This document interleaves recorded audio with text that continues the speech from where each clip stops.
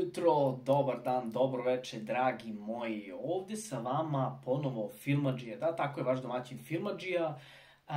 Želim da pričam o filmu koji sam gledao danas, tako je upravo danas, a u pitanju je Kraven the Hunter.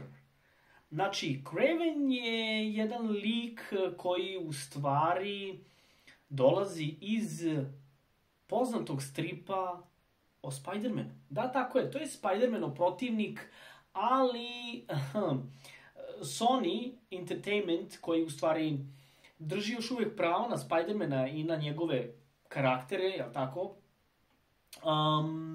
je odlučio da uradi film o Kravenu lovcu.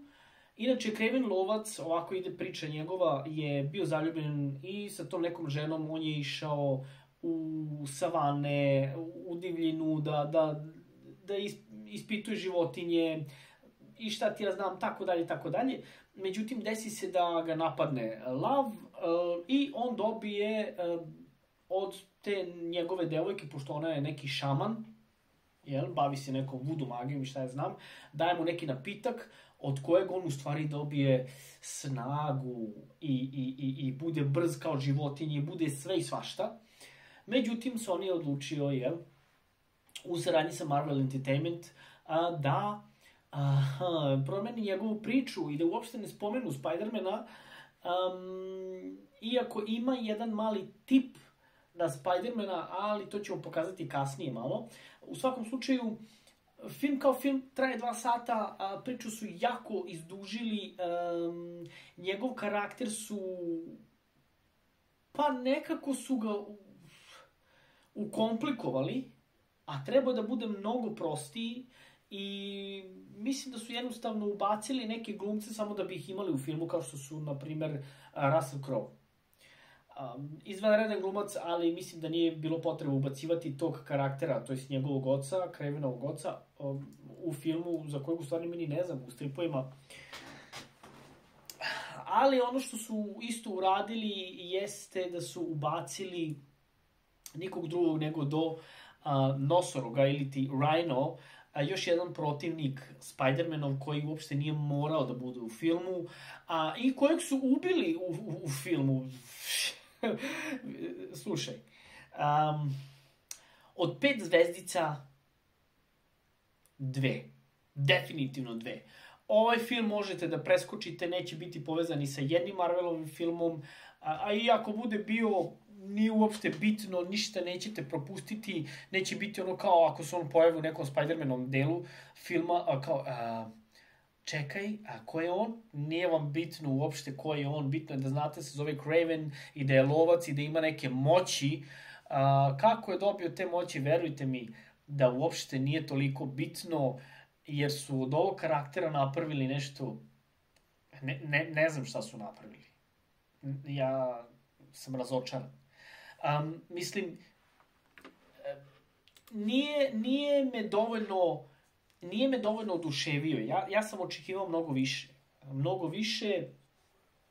Počinjemo tu u nekom ruskom zatvoru, tako počinje film i onda ko si ti, šta si ti, i onda on tu krene da ubija. U stvari on ima neku listu gde on ubija te neke ljude koji su i lovokradice, u isto vreme su isto prestupnici zakona. Kraven the Hunter postaje zao. On nije dobar lik. Dok su ga u ovom filmu pokazali kao nekog dobrog lika, što mi se uopšte ne dopada i nisam za to. Kraven the Hunter je jednostavno lovac i on lovi i on je spreman da ubije i da povredi i svašta nešto. Nije to to.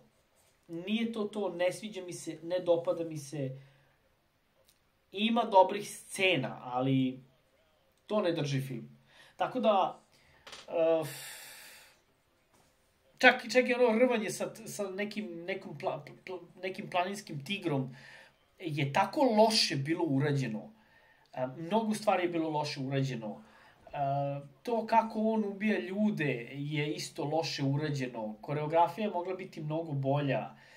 Okej, napravili su ga da ima dobre moći i da ima snagu, ali ništa nije od toga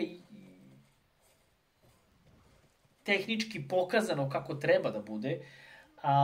Zatim, padanje sa zgrade preživi i to nije zgrada, to je neki dvorac i još pada kamenje na njega i vidi se da to kamenje nije pravo. Ceo film pada u vodu. Ceo film pada u vodu, nije to to. Nije to to. Ne preporučujem nikako. Znači, preskočite. Eto, to je ono.